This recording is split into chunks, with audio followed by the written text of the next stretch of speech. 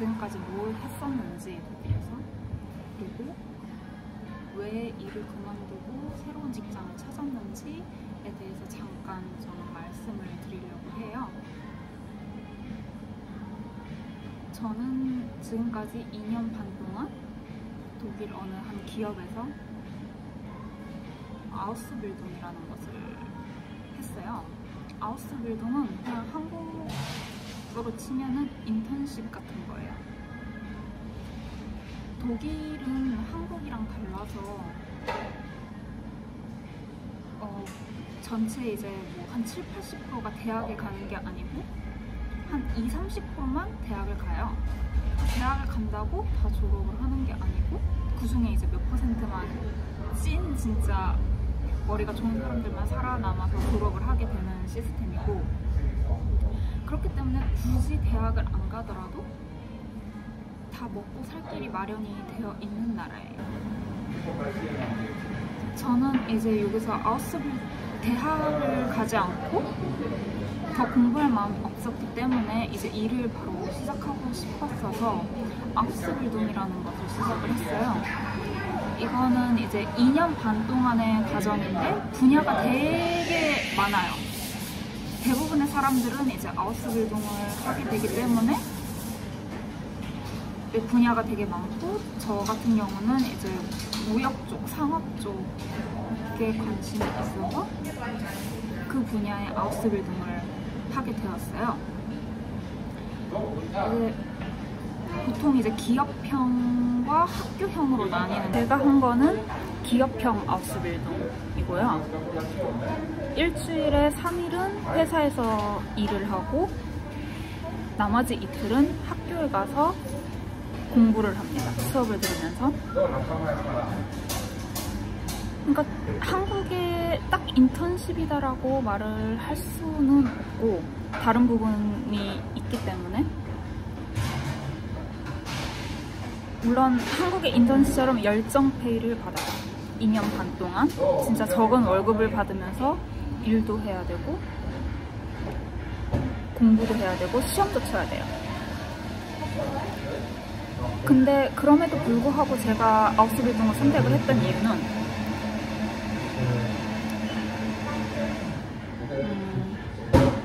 일단 일을 하고 싶었고, 그리고 돈을 어느 정도 벌 수 있었다는 점과, 그 다음에 제가 배우고 싶어 했던 분야를 처음부터 기초부터 배울 수 있다는 점이 되게 매력적이었던 것 같아요.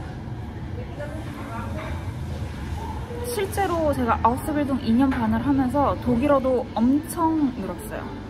진짜 처음에는 뭐 형편없는 실력이었죠. 지금도 독일어를 그닥 잘한다고는 말은 못하지만 2년 반 동안 되게 성장을 했다라는 거를 느낄 수가 있어요. 뭐 물론 그 외에도, 독일어 외에도 이런저런 상업적인 지식을 쌓고 또 회사에서도 많이 배울 수 있는 시간이었기 때문에 저한테는 되게 이 2년 반이 의미가 깊은 시간이었다라고 말씀을 드릴 수가 있을 것 같고요. 그리고 보통 이제 아우스빌딩의 또 좋은 장점이라고 한다면, 보통은 이제 아우스빌딩 2년 반이 끝나면 그 아우스빌딩 했던 기업에 남아서 일을 계속 하게 돼요. 이제 정식 직원으로서.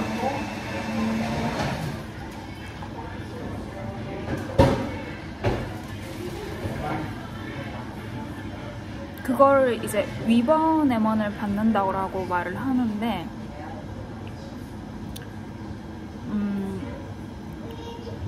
물론 그것도 위버네먼도 빈 자리가 있어야 돼요.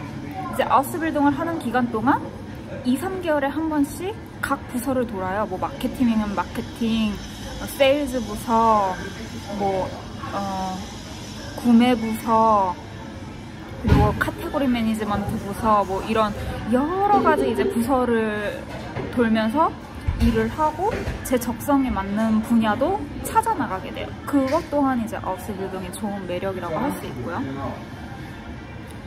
그럼 왜 저는 그 아우스빌딩을 했던 비트립을 떠났느냐? 저 역시 이제 위버네먼을 받기 위해서 엄청 노력을 많이 했어요. 진짜 한국인 특성 아시죠? 아파도 일하러 가고 무조건 성실하게만 일하자. 내가 할 수 있는 부분. 그리고 시험에서 좋은 성적을 받고 그러면은 위번 M1을 받을 수 있을 것이다 라고 생각을 했어요.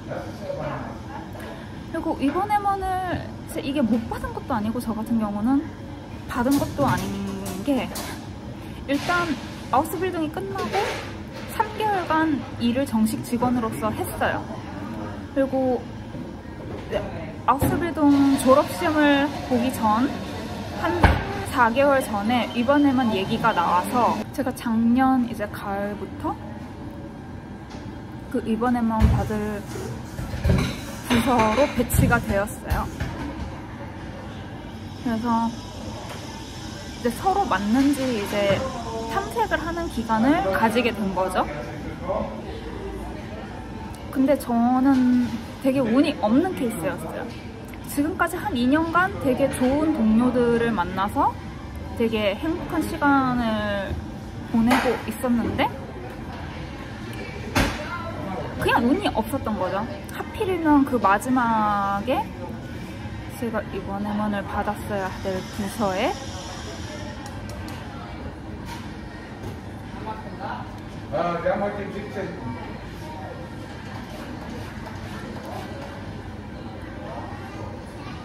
되게 뭔가가 안 맞았어요. 그러니까 소위 말하는 직장 내 괴롭힘이라는 거를 경험을 했죠.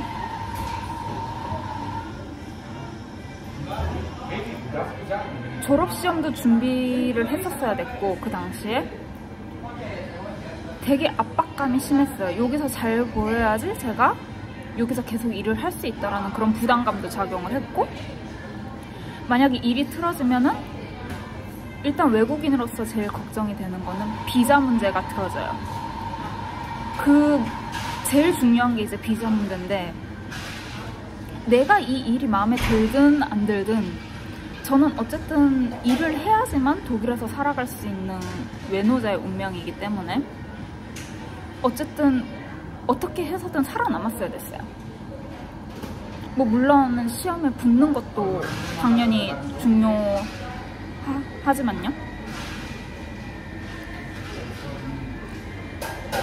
근데 이제 제 남자친구는 항상 이제 이렇게 조언을 해줬어요. 상사한테 직접적으로 얘기를 해보고 안 되면은 이제 베트립스라트라는 그런 회사 내 노조 같은 그런 집단인데 이제 노동자의 권리를 보호해주고 대변해주고 하는 그런 사람들이에요. 거기에 이제 도움을 청해보자 라고 했는데 제가 그랬어요. 일단 시작한 지 얼마 안 됐으니까 내가 조금 더 노력을 해보겠다. 일단 나한테는 시험이 더 제일 중요하고 내가 조금 더 노력을 하면은 괜찮을 것이다. 좀 나를 믿고 기다려달라 라고 이렇게 얘기를 했어요. 그리고 저는 백업이 없었기 때문에 만약에 그렇게 일을 벌렸다가 잘못되면은 저는 더 이상 거기에 남을 수가 없었고 진짜로 잘못돼서 여기를 당장 그만둬야 된다면 제 비자 문제도 어떻게 될지 장담을 못할 지경이었기 때문에 한국인들 아시잖아요. 뭔가 말이 문제가 트러블이 있어도 상사들한테 말도 못하고 끙끙 혼자 안다가 차라리 내가 그만둬버리는 저도 그냥 전형적인 되게 한국인이었어요. 내가 열심히 더 하지 참고 아무리 부당한 일이 있어도 참고 내가 더 한다면은 그래도 일은 할 수 있겠지? 라고 안일하게 생각을 했었어요. 그리고 무엇보다 그 일이 마음에 되게 들었었기 때문에 전 거기서 계속 커리어를 쌓고 싶었고 아우스빌딩이 끝나고 이직을 한다고 해도 일단은 제가 햇병아리기 때문에 조금 경력을 쌓고 이직을 하고 싶었던 마음이 컸었어요. 급하게 진짜 여기 상황이 안 좋아져서 이직을 하는 게 아니고 어느 정도는 준비가 갖춰진 상태에서 이직을 하고 싶었기 때문에 그냥 일단은 덮어두자 이런 마인드였어요. 근데 그게 잘못됐다라는 것을 나중에 깨달았죠. 왜 사람이 있잖아요. 무슨 일이 있었다라고 다 자세하게 말씀드리기는 어렵지만 이제 그리고 제가 독일어로 일을 하다 보니까 저는 원어민이 아니고 독일어가 그렇게 엄청 진짜 엄청 잘하는 수준이 아니었지만은 그래도 이제 뭔가 대화를 하다 보면은 사람이 촉이라는 게 있잖아요. 그러니까 얘가 나한테 뭔가 말을 하는데 그 상황에 비추어 봤을 때 뭔가 긍정적인 반응은 아니에요. 근데 내가 이 뉘앙스를 100% 알아들을 수 없기 때문에 섣불리 뭐라고 하기도 그렇고 또 제 셰프였고 그냥 저는 그냥 찜찜하게 넘어갈 수밖에 없었어요. 그러다가 이제 뭐 이런 표현을 내가 오늘 봤는데 물어보는 거죠, 남친한테. 이런 표현이 너는 어떻게 생각하냐. 나는 조금 안 좋게 들린다. 근데 내가 원어민이 아니고 독일어를 100% 다 뉘앙스를 알아들을 수가 없기 때문에 어떻게 할 수가 없다 라고 이제 그런 일이 몇 번이 발생이 됐기 때문에 물어본 결과 되게 이런 표현들은 루드하고 좋지 않은 반응이다 라고 말을 하더라고요. 그래서 남친이 배트릭스 라테에도 도움을 청하고 동시에 다른 데도 넣어보자 라고 지원을 해보자고, 일을 찾아보자고. 근데 저는 또 그때 바보같이 아니다, 내가 더 열심히 해보겠다라고 뿌리쳤죠. 그러다가 한 12월쯤부터 안 될 것 같은 거예요. 도저히 내가 이 사람들이랑 같이 해나갈 자신이 이제 없어지더라고요. 아무리 내가 이 일이 좋다고 하더라도 이 사람들은 나를 별로 안 좋게 생각하는 것 같고 저와 같이 일을 할 생각이 없다라는 것을 어렴풋이 깨달았어요. 사람이 느낌이라는 게 있잖아요. 뭐 그런 일 말고도 되게 부당한 일이 많이 있었어요. 당연히 나의 권리인데 그거를 저는 제대로 행사를 하지를 못했고, 남친은 그런 저를 되게 답답해했죠. 근데 어느 한국인이 대놓고 그런 제 이제 자리가 걸린 상황에서, 그리고 비자가 어려운 상황에서 그거를 대놓고 말을 할 수가 있을까요? 그게 진짜 제일 서러웠어요. 내가 언어가 제대로 되지 않아서 제대로 대처를 하지 못하는 것도 서러웠지만 내가 백업이 없어서 항상 비자를 됐어요. 여기서 살아오면서 5년 가까이 살아오면서 모든 것은 기승전 비자예요. 뭐를 하려고 해도 비자가 걸렸고, 이 행동을 함으로써 나중에 발생되게 될 결과물들, 그게 비자에 영향을 끼치지는 않을까? 라는 걱정을 항상 먼저 했었어야 됐어요. 그게 이제 좀 터지면서 너무 힘든 시간을 보냈었고, 코로나로 인해서 한국에 가지도 못하고, 일을 계속 이제 지원을 한 4개월 가까이 지원과 면접을 반복을 하면서 계속 거절을 수없이 받았었어야 됐고, 그게 비자 때문인 것도 있고요. 대부분의 기업들은 이제 외국인이 비자를 받는 시간을 달가워하지 않기 때문에 비자 있는 사람을 선호를 하고, 그리고 아우스빌딩을 그만두고 이제 배트릭을 떠났기 때문에, 회사를 떠났기 때문에 항상 꼬리표처럼 면접에서 따라왔어요. 거기서 위번 M1을 못 받았는지, 아니면 왜 내가 그 회사를 갑자기 떠나는지. 근데 그거 있잖아요. 면접에서 내가 사실대로 얘기를 할 수도 없고 절대 그 전 직장에 대해서 나쁘게 말을 할 수도 없는 그 상황에서 그런 것들이 너무 곤욕이었어요. 내가 나가는 것까지는 좋은데 그것들이 제 새로운 취업 활동에도 그게 따라오면서 저를 괴롭혔어요. 그러다가 이제 얼마 전에 운이 좋게 한 군데에서 잡 오퍼를 받아서 계약서를 쓸 수 있게 되었는데 진짜 너무 감사하죠, 저는. 그러면서 이제 임시 비자를 받아서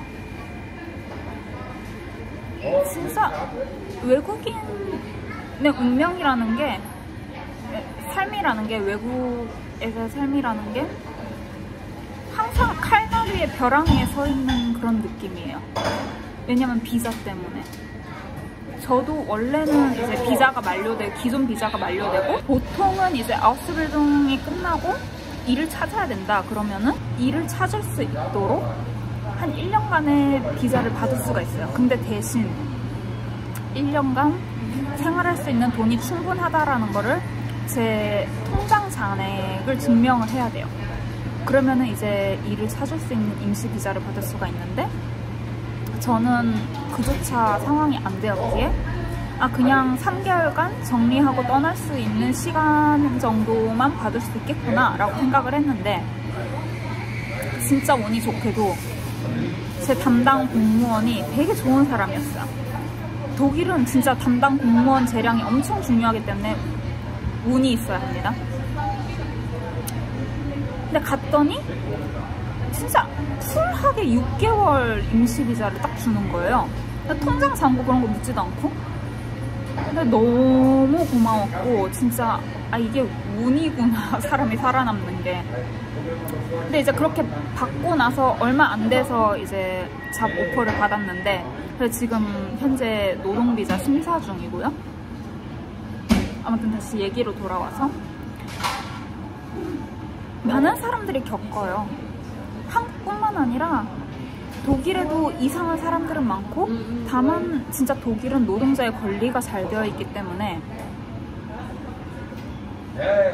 진짜 드리고 싶었던 말씀은 삥 돌아왔지만, 뭔가 일이 생겼다면 일단은 정면으로 돌파하시는 걸 추천드려요. 저처럼 진짜 바보같이 참으면 다 될 거야, 내가 열심히 하면 다 될 거야 라는 그런 생각은 하지 마시고, 뭔가 문제가 있으면 적극적으로 해결을 할 수 있도록 정면 돌파를 하세요.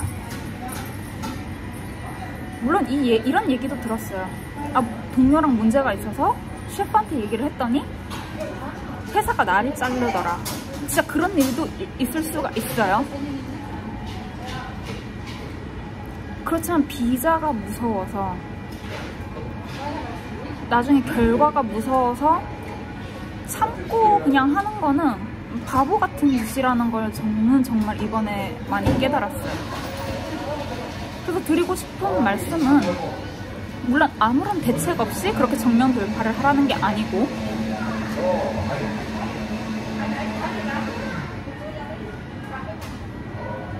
세 가지 방법이 있어요. 우선은 회사 내에 배트립스 마트가 있는지를 확인해 보세요. 그리고 물어물어 입이 가볍지 않고 진짜로 믿을만한 동료, 그 배트립스라트 직원을 찾으세요. 찾아가서 내가 이러이러한 상황이 있는데 어떻게 하면 좋겠냐라고 조언을 구하세요. 물론 저희 같은 외국인들 비자가 걸려있는 경우는 어려워요. 제가 도움을 청했던 배트립스라트 직원도 그렇게 말씀을 하셨고요. 정말 어려운 케이스다라고 말씀을 하셨어요.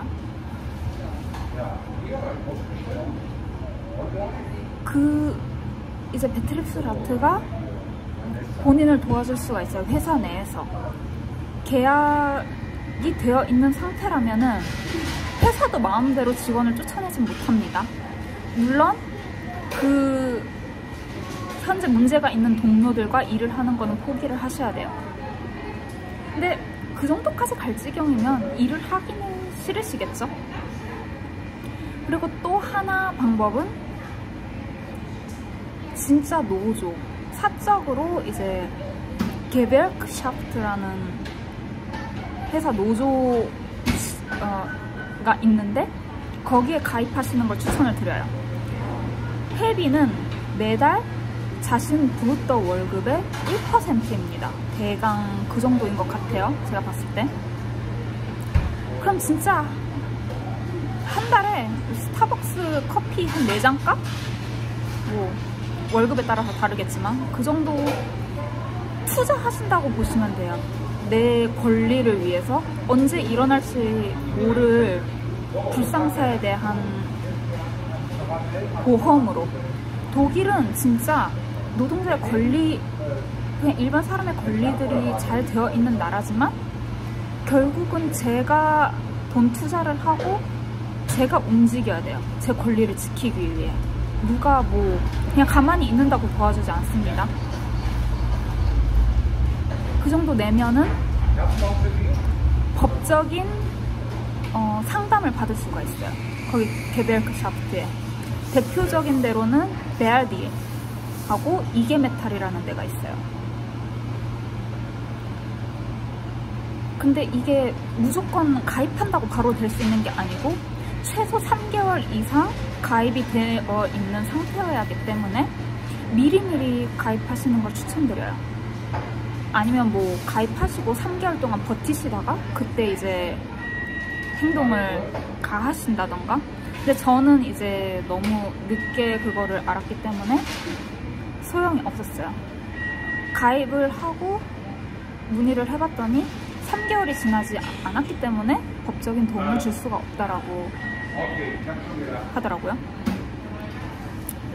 그리고 또 한 가지 방법으로는 레이츠슈츠벨지혀움이라는 게 있어요. 그러니까 법적인 도움을 받을 수 있는 그런 보험이죠. 독일은 진짜 보험이 중요한 나라입니다. 그것도 한 달에 뭐 얼마 하지 않아요. 한 20유로, 30유로면 괜찮은 법률 보험에 들 수 있고, 둘 중에 하나는 진짜 꼭 해두시기를 추천드립니다. 그것 또한 3개월 이상 가입이 되어 있어야지만 효력이 발생을 하기 때문에 미리미리 내 권리를 위해서 해두시기를 추천드립니다. 결국 저는 뭐 베트립스라트를 통해서 마지막에 공식적으로 항의를 하고 나왔지만 저는 이미 퇴사를 한 몸이기 때문에 그런 적극적인 사과라던가 뭐 그런 거는 받을 수 없어요. 솔직히 너무 억울해요.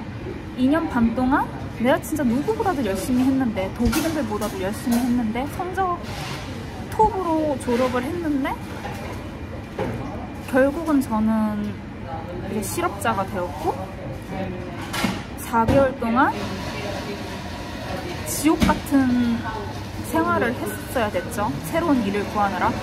뭐 지금은 다행히 더 좋은 조건으로 이직을 할 수 있어서 다행인데 제 계획이 모든 게 다 틀어져 버렸죠. 그래서 이 3가지는 꼭 염두에 두고 계시라고 말씀을 드리고 싶었어요. 다만 이제 베트립스라트는 없는 데도 많아요. 작은 회사들 같은 경우는 없는 데가 많고, 큰 회사라고 하더라고도 모두 다 가지고 있는 게 아니기 때문에 게베르크샤프트나 레이츠슈츠벨지혀움 이 2가지 중에 한 가지는 꼭 들어두시라고 말씀을 드리고 싶어요. 저는 레이츠슈츠벨지혀움도 괜찮다고 생각을 하는 게 이제 모든 부분에서 커버가 되니까. 독일에서 사시다 보면 직업적인 문제뿐만 아니라 이제 집주인 간의 마찰이라든지, 그리고 사실 자잘한 그런 문제가 많이 생겨요. 근데 나는 돈도 별로 없는 외국인이고 비자 문제도 걸려있고 그리고 나를 지켜줄 이제 부모님도 가족도 없어요, 이 외국에. 그럼 믿을 거는 법적인 힘, 딱 그거 하나밖에 없는데 그런 보험 없이는 너무나도 비싸기 때문에 변호사를 선임하는 게. 그래서 미리미리 잘 준비를 합시다 라는 취지로 이 비디오를 만들게 되었어요. 참 쉽지가 않아요. 이 비디오를 보고 있는 분들 중에 당연히 새로 이제 독일에 오고 싶어 하시는 분들도 계실 것이고 여기서 뭐 일을 하고 계시는 분들도 계실 거예요. 물론 지금까지는 진짜 운이 좋아서 아무런 트러블이 없이 여기서 살고 계시는 분들도 계시겠고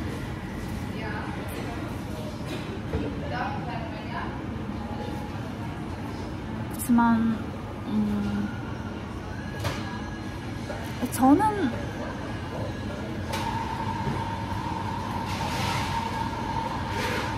이제 진짜 뼈저리게 배웠기 때문에 제가 몸소. 근데 저도 아직 한국인이기 때문에 뭐 다시 그런 일이 발생을 한다면은 또 제가 비굴하게 저 자세로 나갈 수도 있어요.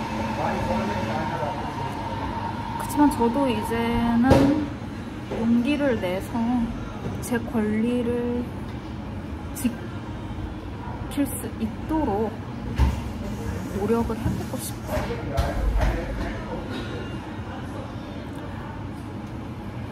비디오 봐주셔서 감사하고 잘 보셨다면 좋아요도 눌러주세요. 감사합니다.